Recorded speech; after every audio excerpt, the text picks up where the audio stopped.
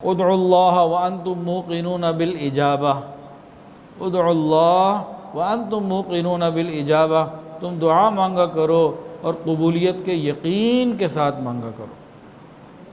اس حدیث میں بہت واضح بات بتائی گئی کہ دعا مانگنے والا ڈھل مل نہ ہو، یقین کے ساتھ مانگے۔ یقین کے ساتھ کی گئی دعا یہ ضرور قبول ہوتی ہے۔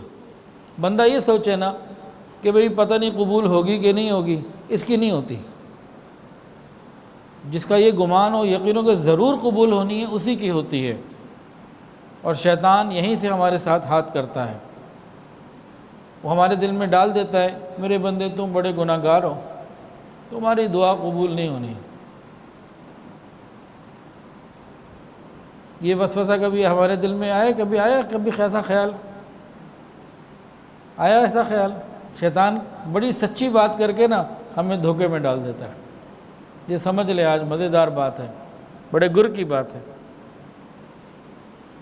شیطان ہمارے دل میں خیال ڈالتا ہے بندے تو بڑا گناہ گار ہے، تیری تو دعا قبول ہو ہی نہیں سکتی، کہ تیری کہاں قبول ہوگی۔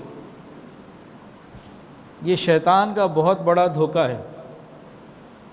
دعا کیسے قبول ہوتی ہے؟ جب یقین کامل ہو پھر قبول ہوتی ہے، اور جب ڈھل مل بندہ ہو تو اس کی واقعی قبول نہیں ہوتی۔ شیطان اس بات کو سمجھتا ہے، وہ کیا کرتا ہے؟ ہمارے یقین کو کمزور کر دیتا ہے، پھر ہم مانگتے بھی رہتے ہیں تو نہیں ملتا۔ اب آئندہ کبھی اگر شیطان یہ وسوسہ ڈالے نا کہ بندے تو بڑا گناہ گار، تیری دعا کہاں قبول ہونی ہے، نہیں قبول ہوگی، تو اس کو دو جواب دے سکتے ہیں آپ۔ ایک تو یہ ہے فرعون کے بارے میں کہ ایک مرتبہ دریائے نیل خشک ہو گیا، اس کی قوم کے لوگ آئے، اس کو سجدہ وغیرہ کیا، جو بھی ان کا طریقہ ہوگا کیا، کہا جی ہم سے راضی ہو جائیے، معاف کر دیجئے، دریائے نیل جاری کر دیجئے، بڑی پریشانی قحط سالی۔ انہوں نے کہا ٹھیک ہے جاؤ جاؤ ہو جائے گا، وہ تو خدا سمجھ کے آئے تھے، اس نے ان کو کہا ہو جائے گا تمہارا کام، جاؤ۔ اب یہ لوگ تو چلے گئے، رات آ گئی، اب یہ پریشان ہے فرعون، کیا کروں؟ دریائے نیل، اس کو تو پتہ ہے میرا حکم نہیں چلتا اس پہ، اب صبح ہونی ہے اور میری جو ہے خدائی داؤ پہ لگی ہوئی ہے، کیا کروں؟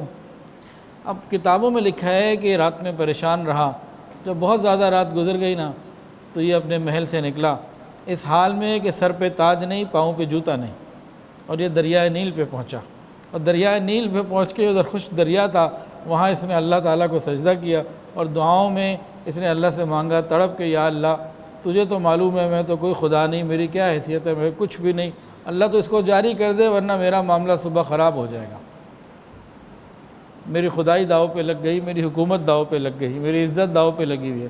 اس نے جو تڑپ کے مانگا، کتابوں میں لکھا ہے اللہ نے دریائے نیل کو جاری فرما دیا۔ تو شیطان اگر یہ وسوسہ ڈالے کہ جو تم بڑے گناہ گار ہو، بھائی جتنے بھی گناہ گار صحیح، فرعون سے تو بہتر ہیں الحمدللہ، جب اس کی قبول ہو سکتی ہے تو ہماری کیوں نہیں؟ تو اس وسوسے کو آئندہ کے لیے ختم۔ اس سے بڑی دلیل لے لیجئے، یہ دلیل ہے نا، ایک اس سے بڑی دلیل لے لیجئے۔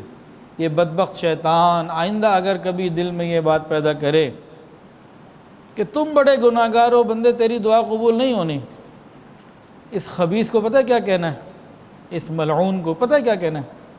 اس کو یہ کہنا ہے تجھے یاد ہے جس وقت اللہ رب العزت نے تیرے اوپر غضب فرمایا تھا اور تجھے راندہ درگاہ کر دیا تھا، اللہ تعالیٰ نے فرمایا تھا فَخْرُجْ مِنْهَا فَإِنَّكَ رَجِيمٌ وَإِنَّ عَلَيْكَ لَعْنَتِي إِلَىٰ يَوْمِ الدِّينِ، دفعہ دور ہو جا میرے دربار سے اور قیامت تک میری لعنتیں تیرے اوپر برستی رہیں گی۔ این اللہ جب تیرے اوپر غضب کے عالم میں تھے، تجھے نکال دیا تھا، اس وقت تو نے کیا کہا تھا؟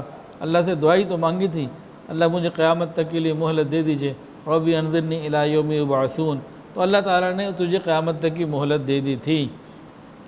تو جب شیطان بدبخت تیری دعائیں قبول ہو سکتی ہیں، اور جب میں راتوں کو سجدے میں سر رکھ کر اللہ سے مانگوں گا تو میری دعائیں کیوں قبول نہیں ہوں گی؟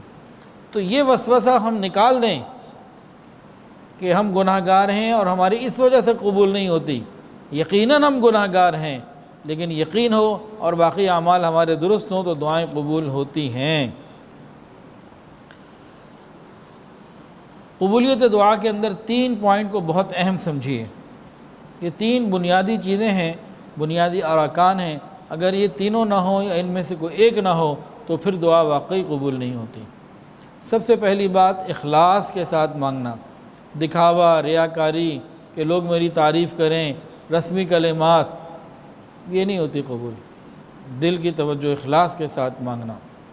دوسری بات یہ دعا نہیں کرنی چاہیے اس طریقے سے کہ اللہ اگر تو چاہے تو میری مغفرت کرے، تو چاہے تو میرا رزق کھول دے، تو چاہے تو یہ کر دے، یہ والی باتیں نہیں، یقین کے ساتھ یا اللہ میری مغفرت فرما دیجئے، یا اللہ میرے رزق میں برکت عطا فرما دیجئے، یقین کے ساتھ۔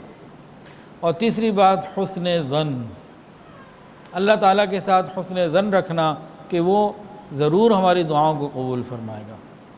عسیٰ اللہ اکون بدعاء ربی شقیہ، حضرت ابراہیم علیہ السلام نے یہی تو فرمایا تھا، امید ہے کہ میں اپنے رب کے پکارنے سے نامراد نہیں ہوں گا، ولم اکن بدعائک ربی شقیہ۔ ویڈیو کے نیچے سبسکرائب کے بٹن پہ کلک کریں، بیل کے آئیکن پہ کلک کیجئے تاکہ ہر نئی ویڈیو کی نوٹیفیکیشن آپ کو مل جائے۔